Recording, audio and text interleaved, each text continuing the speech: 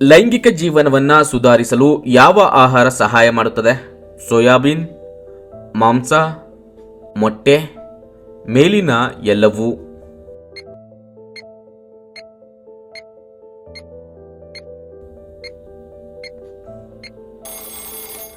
ಸರಿಯಾದ ಉತ್ತರ ಮೇಲಿನ ಎಲ್ಲವೂ. ವೀಕ್ಷಕರೇ, ಸಾಮಾನ್ಯವಾಗಿ ಹೇಳುವುದಾದರೆ ನಿಮ್ಮ ಒಟ್ಟಾರೆ ಆರೋಗ್ಯವು ನಿಮ್ಮ ಲೈಂಗಿಕ ಜೀವನಕ್ಕೂ ಪ್ರಯೋಜನವನ್ನ ನೀಡುತ್ತದೆ. ಅದಕ್ಕಾಗಿಯೇ ಆರೋಗ್ಯಕರ ಜೀವನ ಶೈಲಿಯನ್ನ ನಡೆಸುವುದು ಉತ್ತಮ ಲೈಂಗಿಕ ಆರೋಗ್ಯವನ್ನ ಕಾಪಾಡಿಕೊಳ್ಳುವ ಒಂದು ದೊಡ್ಡ ಭಾಗವಾಗಿದೆ. ಆದ್ದರಿಂದ ನೀವು ನಿಯಮಿತವಾಗಿ ವ್ಯಾಯಾಮ ಮಾಡಬೇಕು, ಅತಿಯಾದ ಮದ್ಯವನ್ನ ತಪ್ಪಿಸಬೇಕು, ತಂಬಾಕು ಬಳಕೆಯನ್ನ ತಪ್ಪಿಸಬೇಕು, ಆರೋಗ್ಯಕರ ತೂಕವನ್ನ ಕಾಪಾಡಿಕೊಳ್ಳಬೇಕು, ಒತ್ತಡ ಕಡಿಮೆ ಮಾಡುವ ಚಟುವಟಿಕೆಗಳನ್ನ ಅಭ್ಯಾಸ ಮಾಡಿಕೊಳ್ಳಬೇಕು. ಇದನ್ನೆಲ್ಲ ಫಾಲೋ ಮಾಡಿದ್ರೆ ಲೈಂಗಿಕ ಜೀವನವನ್ನ ಸುಧಾರಿಸುತ್ತದೆ. ವಯಸ್ಸು 40 ನಂತರ ಮಹಿಳೆಯರ ತೂಕ ಹೆಚ್ಚಾಗುವುದು ಏಕೆ ಗೊತ್ತಾ? ಆಹಾರ ಕ್ರಮ, ಒತ್ತಡ, ಹಾರ್ಮೋನ್ ಇಂಬ್ಯಾಲೆನ್ಸ್, ಸಹಜ.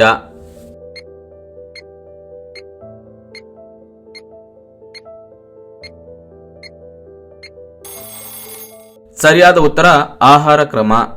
ವೀಕ್ಷಕರೇ, 40 ನಂತರ ಎಲ್ಲವೂ ಬದಲಾಗುತ್ತದೆ.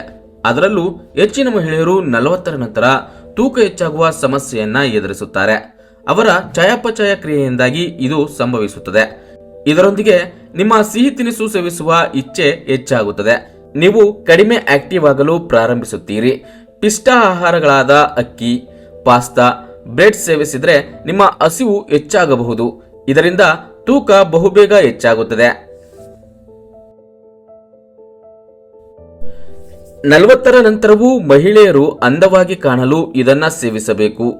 ಕಡಿಮೆ ಕ್ಯಾಲರಿ, ಹಣ್ಣುಗಳು, ಕಬ್ಬಿಣಾಂಶ ಆಹಾರ, ವಿಟಮಿನ್ ಡಿ.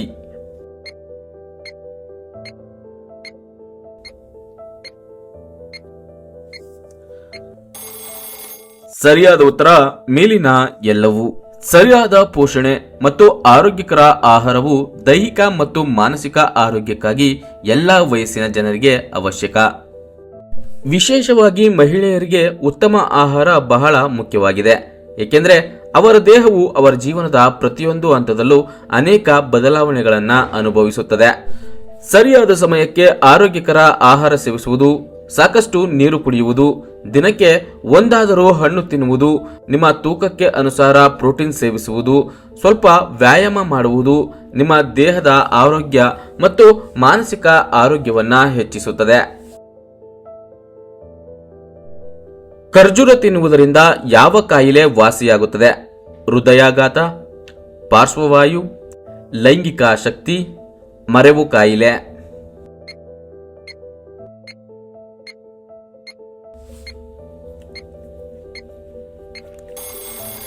ಸರಿಯಾದ ಉತ್ತರ ಹೃದಯಾಘಾತ. ವೀಕ್ಷಕರೇ, ವಿವಿಧ ಬಗೆಯ ಡ್ರೈ ಫ್ರೂಟ್ಸ್ಗಳಲ್ಲಿ ಖರ್ಜೂರ ಕೂಡ ಒಂದು. ಖರ್ಜೂರದ ಸೇವನೆಯಿಂದ ಬಹು ಆಯಾಮದಲ್ಲಿ ಆರೋಗ್ಯ ವೃದ್ಧಿಸುತ್ತದೆ.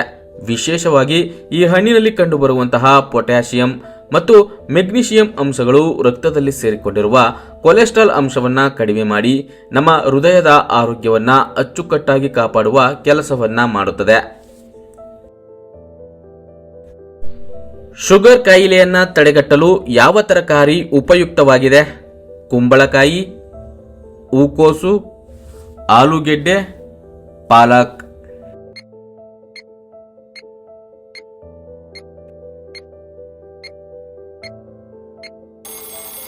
ಸರಿಯಾದ ಉತ್ತರ ಪಾಲಕ್. ವೀಕ್ಷಕರೇ, ಕಾಯಿಲೆಗಳ ವಿಷಯಕ್ಕೆ ಬಂದಾಗ ಸಕ್ಕರೆ ಕಾಯಿಲೆ ಮನುಷ್ಯನ ಶತ್ರು ಎಂದು ಹೇಳಬಹುದು.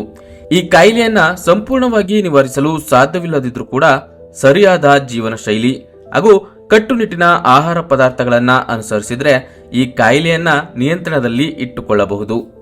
ನಮಗೆಲ್ಲ ಗೊತ್ತಿರುವ ಹಾಗೆ ಸಕ್ಕರೆ ಕಾಯಿಲೆ ಅಥವಾ ಮಧುಮೇಹ ಎನ್ನುವುದು ದೀರ್ಘಕಾಲದವರೆಗೆ ಕಾಡುವ ಕಾಯಿಲೆ.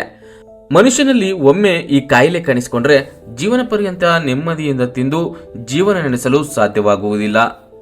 ಪಾಲಕ್ ಸೊಪ್ಪಿನಲ್ಲಿ ಮನುಷ್ಯನ ಆರೋಗ್ಯಕ್ಕೆ ಬೇಕಾಗುವ ಅಪಾರವಾದ ವಿಟಮಿನ್ ಅಂಶಗಳು, ಖನಿಜಾಂಶಗಳು, ನಾರಿನಾಂಶ ಹಾಗೂ ಫೋಲೇಟ್ ಅಂಶಗಳು ಕಂಡುಬರುತ್ತವೆ. ಇನ್ನು ಈ ತರಕಾರಿಯಲ್ಲಿ ಕಂಡುಬರುವ ವಿಟಮಿನ್ಸ್ಗಳ ಬಗ್ಗೆ ಹೇಳುವುದಾದರೆ vitamin C, vitamin E, vitamin K ಯಥೇಚ್ಛವಾಗಿ ಕಂಡುಬರುತ್ತದೆ. ಹೀಗಾಗಿ ಈ ಎಲ್ಲ ಅಂಶಗಳು ದೇಹದ ಜೀರ್ಣಾಂಗ ವ್ಯವಸ್ಥೆಯನ್ನ ಅಚ್ಚುಕಟ್ಟಾಗಿ ಕಾರ್ಯನಿರ್ವಹಿಸಲು ಸಹಾಯ ಮಾಡುತ್ತದೆ. ಹೀಗಾಗಿ ಸಕ್ಕರೆ ಕಾಯಿಲೆ ಇರುವ ರೋಗಿಗಳು ವಾರದಲ್ಲಿ 1-2 ಬಾರಿಯಾದರೂ ಪಾಲಕ್ ಸೊಪ್ಪನ್ನ ಸೇವಿಸುವ ಅಭ್ಯಾಸ ಮಾಡಿಕೊಂಡರೆ ಸೇವಿಸಿದ ಆಹಾರದಲ್ಲಿ ಕಂಡುಬರುವ ಗ್ಲೂಕೋಸ್ ಸರಿಯಾಗಿ ಕರಗಿ ರಕ್ತದಲ್ಲಿ ಸಕ್ಕರೆ ಹಾಗೂ ಗ್ಲೂಕೋಸ್ ಮಟ್ಟ ಹೆಚ್ಚಾಗದಂತೆ ನೋಡಿಕೊಳ್ಳುತ್ತದೆ. ಇದರಿಂದಾಗಿ ಸಕ್ಕರೆ ಕಾಯಿಲೆ ಅಚ್ಚುಕಟ್ಟಾಗಿ ನಿರ್ವಹಣೆ ಮಾಡಿದಂತೆ ಆಗುತ್ತದೆ.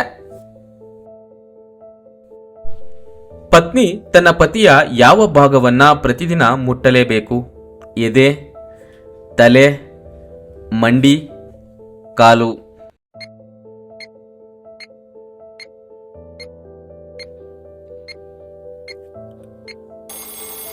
ಸರಿಯಾದ ಉತ್ತರ ಕಾಲು.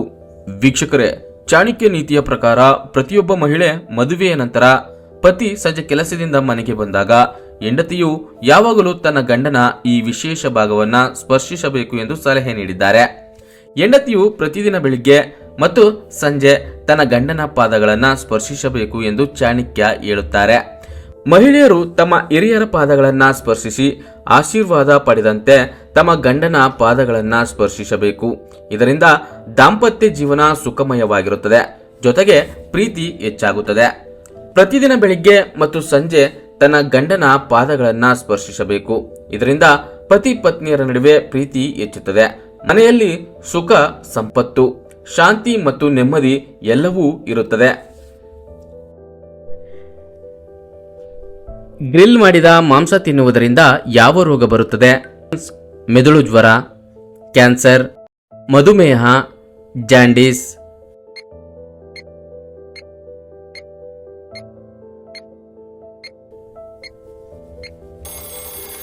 ಸರಿಯಾದ ಉತ್ತರ ಕ್ಯಾನ್ಸರ್. ವೀಕ್ಷಕರೇ, ಗ್ರಿಲ್ ಮಾಡಿದ ಮಾಂಸ ಅಥವಾ ಹುರಿದ ಮಾಂಸವು ಇತ್ತೀಚಿನ ದಿನಗಳಲ್ಲಿ ಸಾಕಷ್ಟು ಜನಪ್ರಿಯತೆಯನ್ನ ಗಳಿಸಿದೆ. ಬಹಳಷ್ಟು ಜನರು ಈ ರೀತಿಯ ಮಾಂಸವನ್ನು ತಿನ್ನಲು ಬಯಸುತ್ತಾರೆ. ಆದರೆ ಈ ಮಾಂಸವನ್ನು ತಿನ್ನುವುದು ಕ್ಯಾನ್ಸರ್ ಅಪಾಯವನ್ನ ಹೆಚ್ಚಿಸುತ್ತದೆ ಎಂಬ ಸುದ್ದಿ ಆತಂಕಕಾರಿಯಾಗಿದೆ.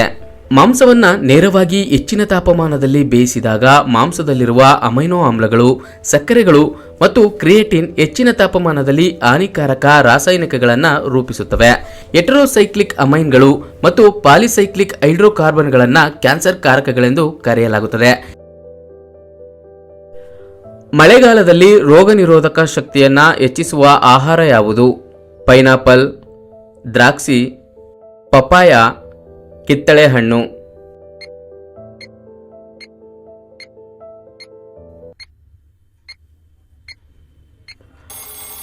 ಸರಿಯಾದ ಉತ್ತರ ಕಿತ್ತಳೆ ಹಣ್ಣು. ವೀಕ್ಷಕರೇ, ಈ ವಿಡಿಯೋ ಇಷ್ಟವಾಗಿದ್ರೆ ಒಂದು ಲೈಕ್ ಕೊಡಿ. ಯೂಸ್ಫುಲ್ ಅನ್ಸಿದ್ರೆ ಎಲ್ಲರಿಗೂ ಶೇರ್ ಮಾಡಿ. ಹಾಗೂ ನಮ್ಮ ಚಾನೆಲ್ಗೆ ಸಬ್ಸ್ಕ್ರೈಬ್ ಆಗಿಲ್ಲ ಅಂದ್ರೆ ಸಬ್ಸ್ಕ್ರೈಬ್ ಆಗಿ. ಎಲ್ಲರಿಗೂ ಧನ್ಯವಾದಗಳು.